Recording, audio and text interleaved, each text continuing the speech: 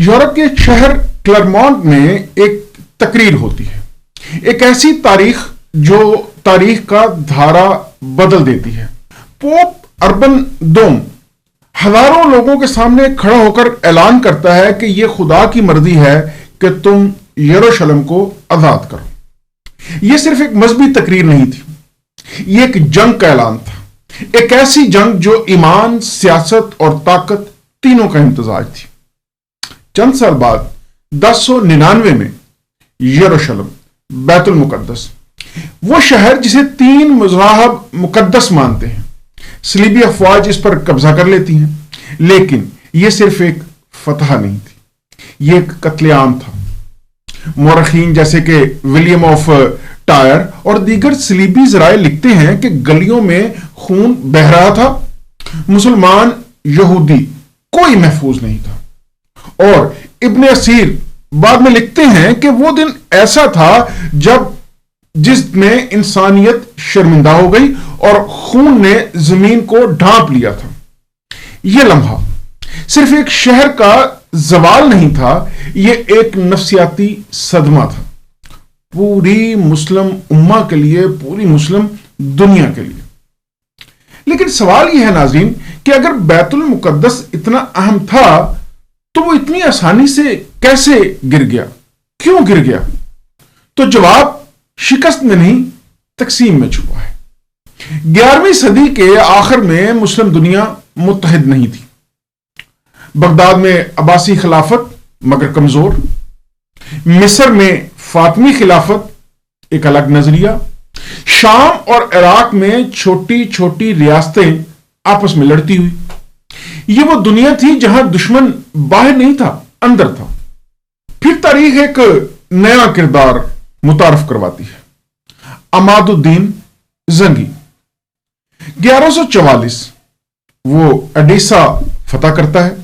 یہ پہلی بڑی مسلم کامیابی تھی صلیبیوں کے خلاف۔ یہ صرف ایک شہر کی فتح نہیں تھی، یہ ایک پیغام تھا کہ مزاحمت ممکن ہے۔ لیکن اصل تبدیلی اس کے بیٹے کے ساتھ ہے، نور الدین زنگی۔ یہ صرف ایک حکمران نہیں تھا ناظرین، یہ ایک نظریہ تھا۔ نور الدین نے جنگ کو صرف تلوار سے نہیں لڑا بلکہ خیال سے لڑا۔ اس نے جہاد کو ایک سیاسی، مذہبی اور سماجی تحریک بنا دیا۔ مساجد میں خطبات دیے گئے، علماء کو شامل کیا گیا، شاعری کو استعمال کیا گیا، اور پھر ایک عجیب واقعہ، نور الدین نے ایک منبر بنوایا خاص مسجد اقصی کے لیے۔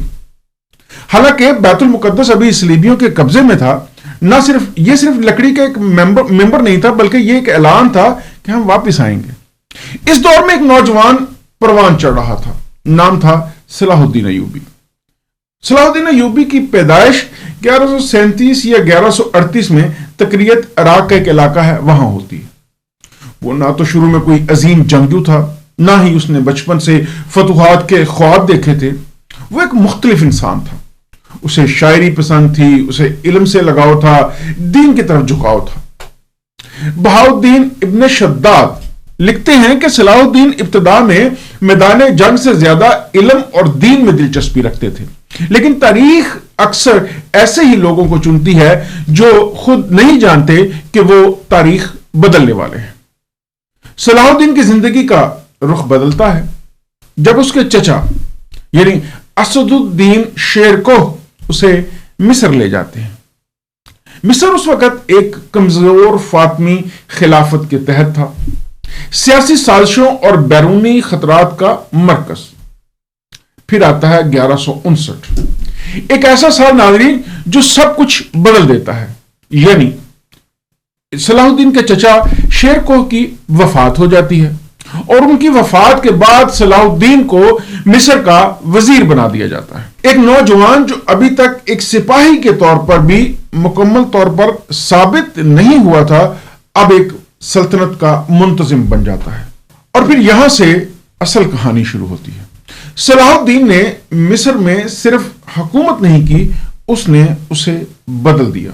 یعنی 1171 میں فاطمی خلافت ختم، سنی خلافت بحال، اور خطے میں عباسی خلیفہ کا نام اور خطبے میں عباسی خلیفہ کا نام شامل کیا جاتا ہے۔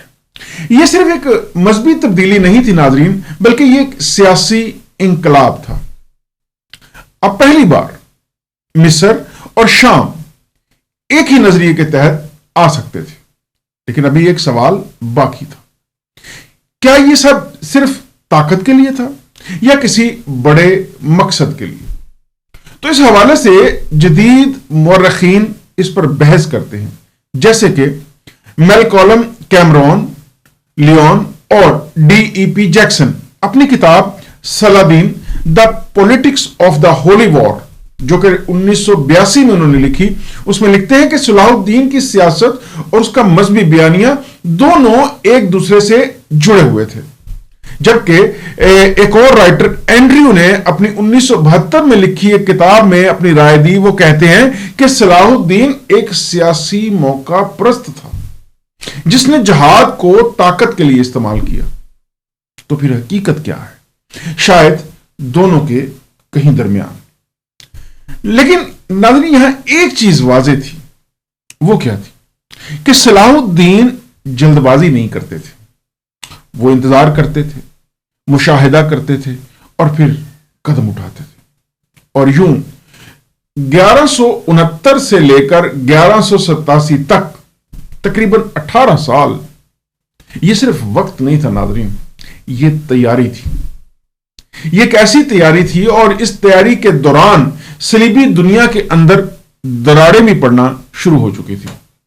बादशाह बीमार हैं, रहनुमा आपस में लड़ रहे हैं, फैसले जज्बात में किए जा रहे हैं। यानी एक तरफ तकसीम तो दूसरी तरफ खामोश इत्तेहाद। नाज़रीन, तारीख के कुछ लम्हात ऐसे होते हैं जहां सब कुछ तैयार होता है लेकिन अभी कुछ हुआ नहीं होता। यह वो लम्हा है, एक तरफ एक ऐसा निजाम जो अंदर से टूट रहा है, तो दूसरी तरफ एक ऐसा शख्स जो अभी मुकम्मल तौर पर सामने नहीं आया। लेकिन तारीख को हमेशा एक चिंगारी चाहिए होती है और वो चिंगारी जल्द आने वाली थी। एक हमला, एक गलती और एक फैसला जो पूरी मशरिक़ वुस्ता का नक्शा बदल देगा।